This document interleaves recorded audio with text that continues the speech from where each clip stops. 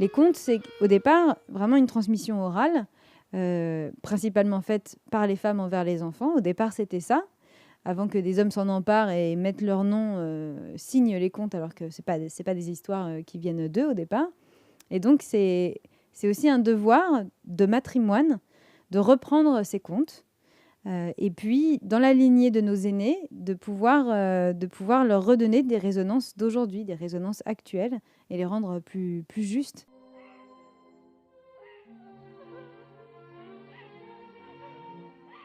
Enfin, moi, ce que j'en ai retenu, c'est plutôt des choses très, très négatives et qui nous poursuivent, depuis la cour d'école jusqu'après, lorsqu'on est adulte, lorsqu'on est âgé. Dans les contes, on nous dit attention, les plus grands dangers pour les femmes, ce sont d'autres femmes. Et systématiquement, lorsqu'on a des personnages masculins qui sont dangereux, vous remarquerez que c'est jamais des hommes. Subitement, on en fait des ogres, on en fait des lutins, on en fait des loups. Mais jamais on montre que c'est le prince le problème. C'est le prince. Déjà, il arrive, il embrasse la Belle au bois dormant ou Blanche-Neige quand elles dorment. Hein, ça porte un nom, ça s'appelle une agression sexuelle. Donc voilà, c'est des choses, on va nous faire croire que le sauveur, le salut, le bonheur viendra nécessairement de ce prince qui finira par jeter les yeux sur la tour où nous sommes enfermés. Et ça continue à envoyer le message que nous sommes potentiellement toutes à disposition sexuellement de ces messieurs et que leur rôle, que ce serait tout à fait banal, voire valorisé dans la société pour eux, de nous agresser sexuellement en fait. De pouvoir nous ramener constamment à notre position d'objet sexuel, alors que eux resteraient des individus intéressants, doués de raison, etc.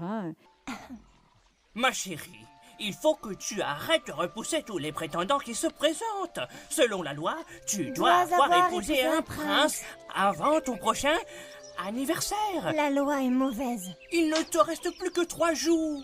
Et surtout, pour moi, ce qui est à remettre à l'endroit en priorité dans les contes de fées, c'est la banalisation des violences sexistes et sexuelles qu'il y a dans ces contes de fées. Lorsque, par exemple, dans nombre de contes, les héroïnes, les princesses se retrouvent mariées à un type qu'elles ont vu qu'une fois, non, quoi. Je veux dire, c'est carrément une violence, ça nous fait penser au mariage forcé. C'est pas possible, c'est pas comme ça que ça marche. Mademoiselle Éléonore Marie-Gabrielle de la Tour.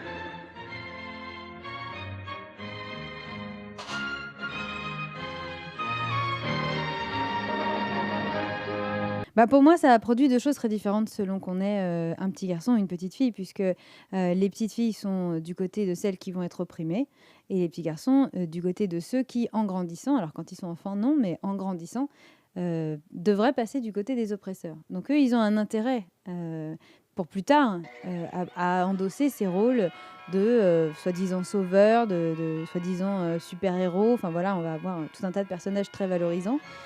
Pour nous, ce qui nous reste, c'est l'injonction à être jolie. Et donc oui, c'est quelque chose qui ancre, qui installe dans la société ces contes-là comme les nouveaux. Quand on voit, j'en sais rien, tout le nouveau truc autour des comics, des Marvel, etc., c'est exactement le même principe. On a des femmes qui sont très très belles, machin, c'est systématiquement des hommes qui sont super-héros. Et quand c'est des femmes, elles sont en culotte. Sérieusement. Je pose la question, mesdames, si vous aviez besoin de vous battre et de combattre des grands méchants pour que le monde soit meilleur, est-ce que la tenue que vous choisissez, c'est un maillot de bain, une pièce? Une tenue en cuir avec des grands talons aiguilles. La vraie super-héroïne, c'est cette femme qui rentre chez elle alors qu'elle a peur alors qu'elle a un vrai risque d'être assassinée par son mari pour protéger ses enfants. Ça, c'est le vrai héroïsme. Ça, c'est tous les jours. C'est partout en France, c'est partout dans le monde.